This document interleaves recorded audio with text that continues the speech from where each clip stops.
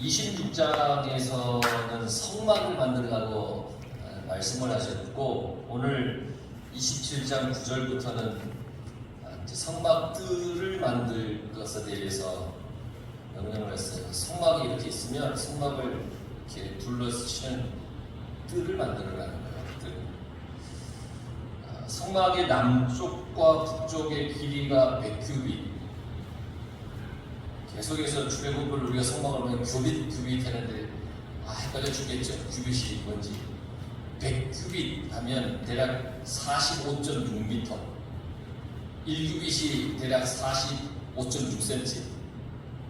그러니까 45.6m. 동쪽과 서쪽은 50규빗.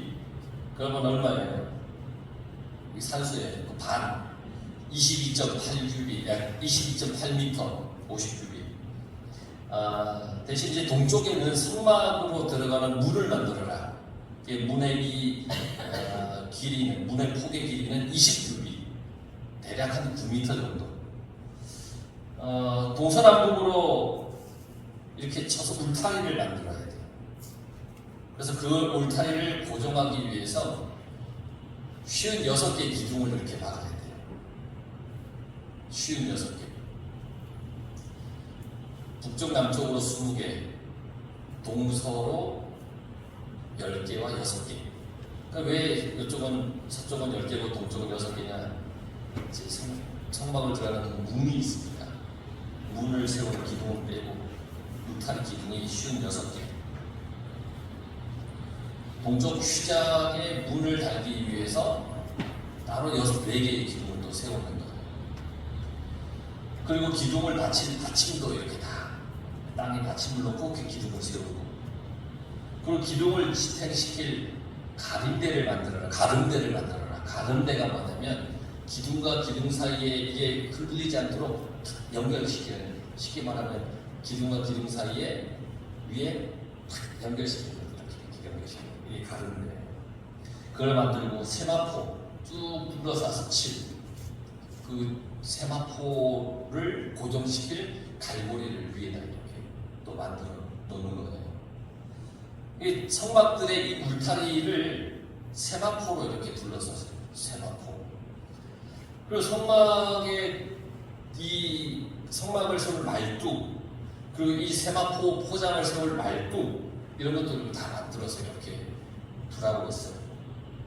그리고 동쪽 문에, 출입문에 청색, 자색, 홍색, 가늘게 꼰 배실, 이걸로 술을 만들어서 휘장을 치는 거예요.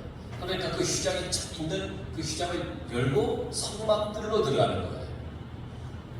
그 재료를 보게 되면 갈고리와 가름대는 은으로 만들어라. 근데 그 은은 속전의 은으로 만들 것이다. 속전이 뭐라고 말씀드렸었냐면, 속전은 죄를 대신해서 드리는 쉽게 말하는 동전이에요. 내 죄를 대신해서 드리는 동전이에요. 기둥 받침과 말뚝은 옥수로 만들어라. 그 재료까지도 하나님께서 이렇게 만들어 주셨는데, 말씀해 주셨는데, 성막들의 크기가 작진 않아요. 45.6m, 22.8m. 이게 결코 작은 크기의 그 공간은 아니에요. 왜냐하면 어떻게 보면 작다고도 얘기할 수 있는데, 이 이스라엘 입장에서는 작은 크기의 공간이 아니에요. 왜냐하면 이스라엘 백성들이 광야 생활을 하면서 뭘 했어요? 한 곳에 영원히 정착하지 않았죠. 하나님이 하면 옮겨 써야 돼요. 그때 이동했던 인구가 대략 200만 명이라고 치면, 여러분 200만 명이 한 곳에서 이 천막을 다 치고 지내려면 광야의 특성상 그렇게 넓고 평평한 땅을 만나기가 쉽지가 않아요. 그런데 그렇게 쉽지 않은 상황에서 성막의 뜰을 먼저 만들어야 돼요. 그리고 성막을 먼저 세워야 돼요. 그러려면 45.6m, 22.8m의 공간은 항상 하나님의 성막을 위해서 가장 좋은 그 땅을 그들은 남겨놓고 먼저 그것부터 치고 나서 자기들이 천막을 쳐야 되는 거예요. 그러니까 45.6m, 22.8m에 대한 공간이 얼마나 많은 텐트를 쳐서 살 수 있겠어요. 그런데 그 땅은 아무도 어떻게 할 수 없어요. 그냥 하나님께 드리는 거예요. 하나님의 천막을 성막을 위해 그 땅은 먼저 구별해 놓아야 되는 거예요. 그러니까 이런 상황에서 이 성막들을 먼저 만들어야 된다라고 하는 그 상황은 이스라엘 백성에게 있어서 부담스러울 상황이 아닐 수가 없어요. 왜냐하면 자기들도 텐트 치고 살아야 되는데 그 큰 광야의 특성상 그렇게 큰 평평한 땅을 먼저 하나님의 성막을 만들어 놓는다는 자체가 사실 부담스러울 수 있어요. 가장 평평하고 좋은 땅의 성막과 성막들을 먼저 만들고 나서 자기들이 지낼 천막을 쳐야 되는 거였어요. 그런데 그럼에도 불구하고 이스라엘 공동체가 자기들이 머무를 이 평평한 대지를 확보하기보다는 그에 앞서 우선적으로 하나님의 성막터를 확보하려고 늘 애썼어요. 하나님께서 구름기둥, 불기둥으로 그들을 옮기실 때, 그리고 자 여기에 딱 멈춰. 그럼 그곳에서 그들이 진을 치고 있어야 되는데, 그때 이들이 그 평평한 이 땅을 먼저 확보해서 하나님의 성막터를 확보하는 거예요. 그러기 위해서 애써서 힘써서 어디가 가장 좋은 평평한 곳이냐 찾아서 하나님의 성막과 성막들을 먼저 만들어 놓았어요. 이런 점에서 볼 때 이스라엘 백성들의 믿음을 우리가 이렇게 들여다볼 수 있어요.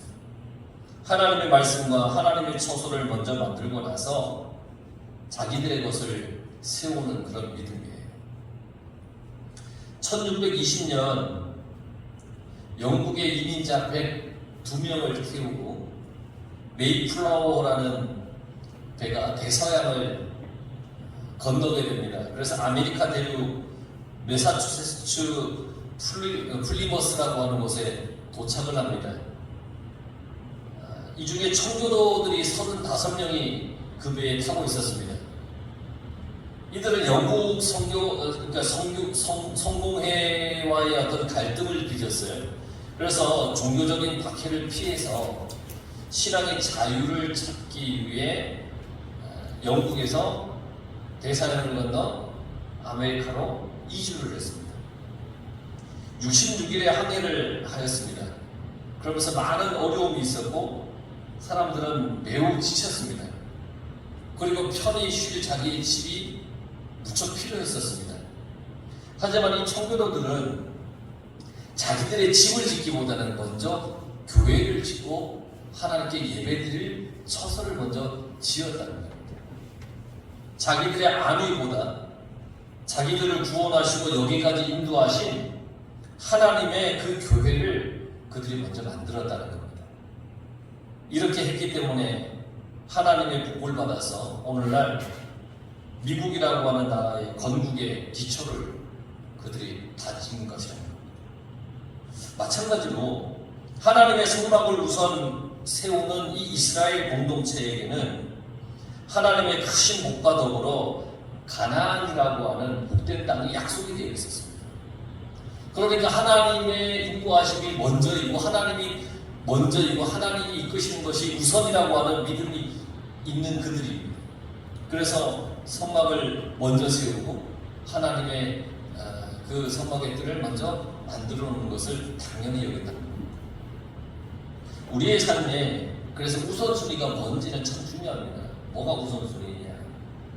나를 구원하신 하나님, 나를 지금까지 인도하신 하나님, 나를 하나님의 자녀로 삼아주신 그 하나님의 은혜를 기억해야 됩니다. 남한테 돈 빌려준 거 먼저 기억하지 말고 하나님의 은혜를 먼저 기억해야 됩니다.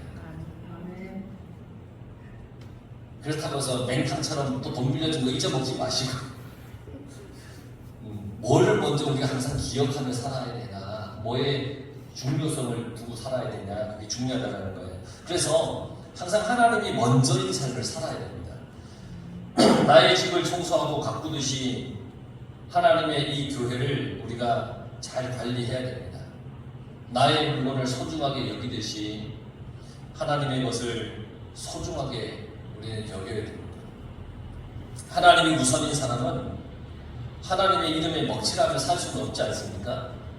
내가 하나님을 믿는 사람이라면 하나님께 영광이 되도록 우리는 살아야 됩니다. 세상 사람들이 손가락질하는 인생이 되어서는 안 됩니다. 그러니까 먼저 우리가 겸손해야 되고 그리고 때로는 손해를, 하나님의 영광을 위해 손해를 본다면 기꺼이 그 손해도 내가 봐줄 수 있는 그런 삶을 살아가야겠죠. 그럼 이런 것들을 두려워하지 마시기 바랍니다. 우리는 내가 겸손하거나 낮아지거나 손해를 보는 것을 두려워해요. 그런데 그게 하나님께 영광이 된다면 여러분 두려워하지 마시기 바랍니다. 하나님께서 영광 받으실 삶을 살면 하나님께서 기뻐하시는 겁니다. 우리는 그걸 위해 살아가는 사람들입니다. 하나님이 먼저이고 하나님께 영광을 돌리며 살다 보면 기쁘긴 한데 또 솔직히 얘기하면 번거로울 때도 있습니다. 여러분들은 안 그렇잖아요. 저는 그래요. 때로는 번거로울 때도 있어요. 야, 정말 번거로워요. 뭐라 할까요? 요즘은 많이 좀 바뀌긴 했지만 한참 더운 여름에 집에 있을 때는 어떻게 있겠어요. 제가 반팔 면티에 반바지 입고 이렇게 그냥 있지 않겠습니까? 서재에 가도 그렇게 있지 않겠습니까? 여러분 속회에 와서 보면 제가 서재 앉았을 때 반바지 입고 그냥 면티 입고 있잖아요. 왜냐면 너무 더우니까 양복 입고 떡하니 앉아 있을 수는 없잖아요.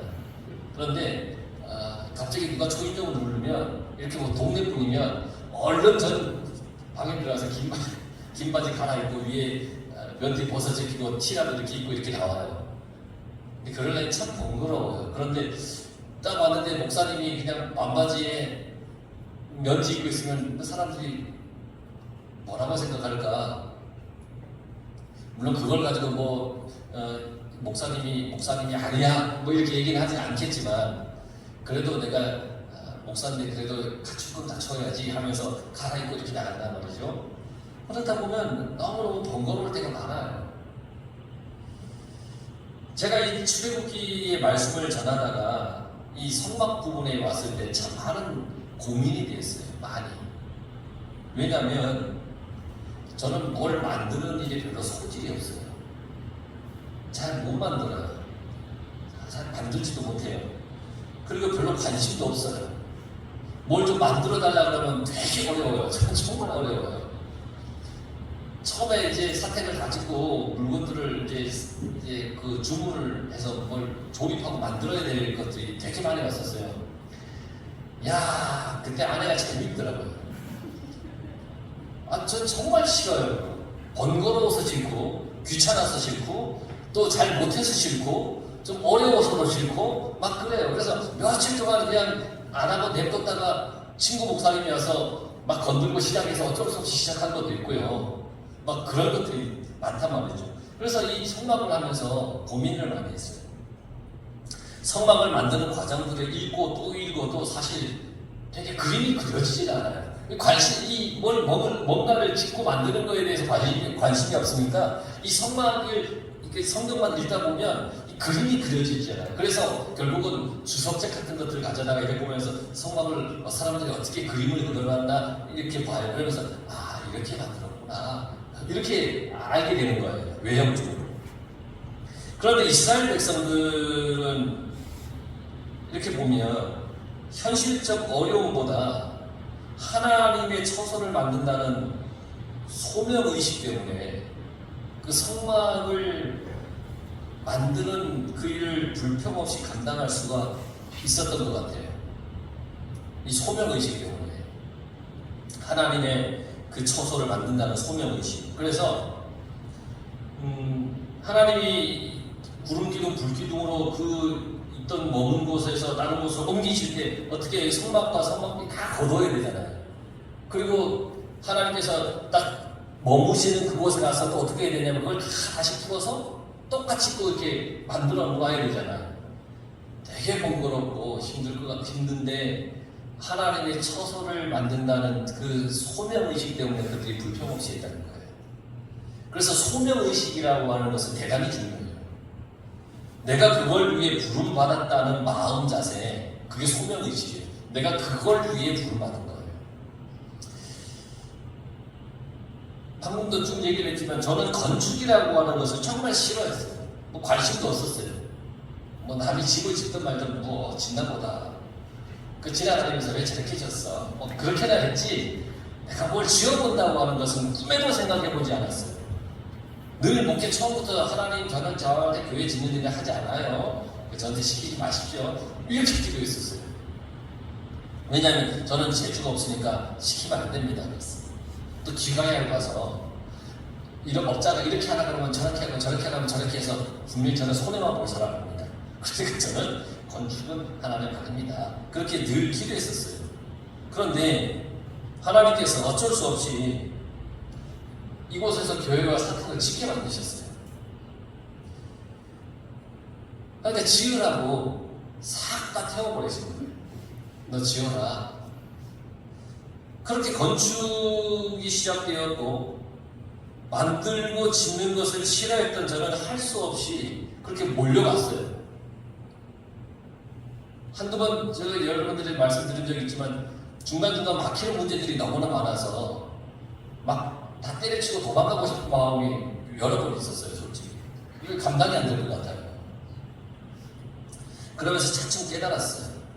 아, 나를 통해 이곳에 다시 교회를 짓게 하시는구나. 우리 성도들과 함께 이곳에 다시 하나님께서 성전을 짓고 싶으신가 보다. 이걸 깨닫게 되었어요. 나는 너무 싫어요. 그런데 하나님께서 짓고 싶으신가 보다. 이런 것을 깨닫게 되었어요. 이스라엘은 언제든지 이동해야 한다는 현실적인 어려움, 많은 인구가 좁은 지역에 자리 잡고 지내야 된다는 어려움이 있었고, 저는 건축에 전혀 관심도 마음도 없었던 어려움이 있었어요. 그럼에도 불구하고 성막을 짓는 것, 교회를 짓는 것은 소명의식이 생겼기 때문에 할 수 있는 거예요. 제가 처음부터 이 성전과 이 짓는데 소명의식 가지지 않았어요. 당황했고 황당했고 막 그랬었어요. 그리고 막 막히는 문제 앞에서 도망가고 싶었어요. 그런데 차츰차츰 하나님이 내 마음속에 이 소명의식을 심어주셨어요. 그래서 감당할 수 있었다는 거예요. 소명의식이 확고하면 불평이 없어요. 불평 없이 감당할 수가 있어요. 소명의식은 인간의 이익과 욕심을 버리고 먼저 하나님의 나라와 그 의를 구하는 피나는 노력과 믿음이 이스라엘 백성이 광야의 여정을 무사히 마칠 수 있었던 그 이유가 되는 거예요. 소명의식이라는 것. 우리가 살아가는 이 세상도 광야와 같은 곳이에요. 하나님의 나라를 향하여 가는 그런 나의 여정에 방해하는 것들이 너무너무 많이 있습니다. 나의 욕심 때문에 실족하기도 해요. 신앙생활이 때로는 무미건조하게 느껴지기도 해요. 매일 드리는 그 형식의 그 예배, 그 형식의 그 예배, 막 그래요. 매일 듣던 말씀이니까 그냥 그 말씀이 그 말씀인가, 그 말씀이 그 말씀인가. 그런 느낌이 들어서 무미건조할 때도 있어요. 은혜와 감격도 하나도 없는 것 같기도 하고, 십자가의 길이 힘에 부치기도 하고. 이번 주 수요일에 오시면 이 주제를 가지고 말씀 전하실 텐데, 이번 주 수요일에 빠짐없이 오셔서 들어보십시오. 이런 무미건조한 신앙에서 은혜와 감격도 하나도 없는 것 같은. 그러나 이러한 여러 상황 속에서도 내가 여전히 하나님의 자녀로 살아갈 힘을 얻을 수 있는 게 뭐냐면 소명의식 때문입니다. 그래, 주님이 나를 부르셨지. 나를 부르신 하나님, 그 하나님을 기억하기 때문에 우리가 믿음 생활을 하며 살아갈 수 있는 거예요. 그래서 늘 여러분 기억 속에 하나님을 먼저 생각하라는 거예요. 하나하나 하나님께서 말씀하신 대로 살아가시길 바랍니다. 내가 하나님의 말씀대로 살아가는 것이 나의 소명이라고 믿고 성경에서 하시는 말씀 하나하나 행하면서 살아가기로 마음을 먹으시기 바랍니다. 내가 살아갈 길은 하나님의 말씀을 따르는 것이라고 믿고 살아가시길 바랍니다. 그렇게 할 때 우리는 하나님께서 원하시고 기뻐하시는 그런 삶을 살아갈 수가 있다는 겁니다. 그렇게 살아가시길 바랍니다. 또한 여러분, 순금으로 만들어진 성소 안에 등잔대가 있습니다. 등잔대. 지지난주 정도의 등잔대를 말씀드린 것 같은데, 등잔대를 어떻게 만드는지에 대해서 25장에서 말씀드렸어요. 그런데 오늘 말씀에 20절, 21절은 이 등잔대에 사용되는 연료, 그리고 그걸 사용하는 방법에 대해서 말씀해 주셨어요. 등잔대를 하나님의 명령에 따라 만들었다면 그것에 사용되는 연료 또한 중요한 거예요. 등잔대가 있어요. 근데 그 불을 붙이는 연료도 중요해요. 연료가 중요해요. 가짜 휘발유 쓰면은 차가 망가지잖아요. 연료가 중요하잖아요. 등잔대에도 연료가 중요해요. 하나님이 뭐라고 그러냐? 감나무로 짠. 감나무로 짠. 감람나무가 뭐냐면 올리브 나무예요. 그러니까 올리브 열매로 짠 기름, 그걸 사용하라는 거예요. 순수한 기름, 그건 이 순수한 기름, 그 등잔대에 들어가는 기름은 순수한 기름이라야 된다는 거예요. 올리브 기름 외에 다른 것을 섞어서도 안 돼요. 올리브 열매는 지방 함유량이 60%가 된답니다. 그래서 다른 어떤 열매보다 많은 기름을 추출한답니다. 이게 질이 매우 좋아서 그 향도 너무너무 좋다는 겁니다. 성경에서 이러한 감람유는 순수한 신앙을 상징해요. 그래서 성막 안에 비추는 유일한 기름으로 하나님이 정해놓으신 거예요. 감람으로 짠 순수한 기름은 이스라엘 자손들이 모세에게 가져와야 하는 거예요. 하나님이 이 감람유를 백성들에게 너에게 가져오게 해라, 그렇게 말씀하셨어요. 성막 안을 비칠 빛의 연료를 이스라엘 백성들이 가져와야 했어요. 모두가 빛을 비추는 역할을 해야 한다는 말씀이에요. 모두가 빛을 비춰야 되는 거예요. 모두가 그 기름을 가져와야 돼요. 중요한 것은 성막의 등잔대에 빛을 비추는데 그 빛이 꺼지지 않도록 기름을 끊임없이 가져와야 된다는 거예요. 기름이 떨어져서는 안 돼요. 그러니까 너나 할 것 없이 성막 안에 등잔대에 빛이 꺼지지 않도록 신경 써야 되는 거죠. 그러니까 이렇게 물어봐야 되는 거예요. 성막에 기름이 충분해요? 내가 가져와야 되죠? 충분해요? 물어보는 거예요. 아, 떨어질 쯤 됐는데요? 아유, 그럼 내가 기름을 짜야겠네? 그러면서 올리브 열매를 불에다가 기름을 짜서 가져오는 거예요. 이러한 마음과 자세를 가지고 있었다는 거예요. 내가 가져와야 된다. 교회에 뭐가 필요하지? 교회에 내가 할 일이 뭐가 있지? 내가 먼저 할 일을 찾아서 해야겠군. 이런 마음을 가져야 된다. 이런 마음. 등불이 끊이지 않게 나를 주님께 온전히 드리는 삶을 살아가야 됩니다. 나를 온전히. 주님과 나의 관계가 끊어지지 않게. 성막은 여러 겹의 휘장으로 덮어졌다고 그랬잖아요. 4겹의 휘장으로 덮어졌잖아요. 기억나시죠? 네 가지. 기억 안 나십니까? 4가지로 되어 있어요. 4가지 해놨어요. 안에는 청색, 자색, 홍색, 그 배로 짠 그 실로 된 휘장, 그 다음에 염소털, 순양의 가죽, 그 해달의 가죽, 이렇게 4가지로 이렇게 덮어놨어요. 그 내부가 깜깜해요. 그 내부를 밝게 해야 제사장의 활동이 용이해져요. 그러니까 등잔대에 불을 붙여서 깜깜하게 죽은 것 같은 내부를 생명이 넘치는 곳으로 만드는 역할을 하는 거예요. 그런 면에서 이 등잔대의 빛은 죄로 인해서 어두워진 우리의 양심과 그리고 세상을 밝히기 위해 오신 그 예수님의 생명의 빛과도 같다고 볼 수 있는 거예요. 깜깜한 죄로 어두워진 세상 가운데 오신 주. 사실 우리는 그리스도의 복음의 빛을 비출 자격이 없었습니다. 우리는 주님의 빛을 우리가 비출 자격이 없었습니다. 그러나 하나님께서 크신 은혜를 베풀어 주셔서 우리는 빛을 전달하는 그런 부름을 받았습니다.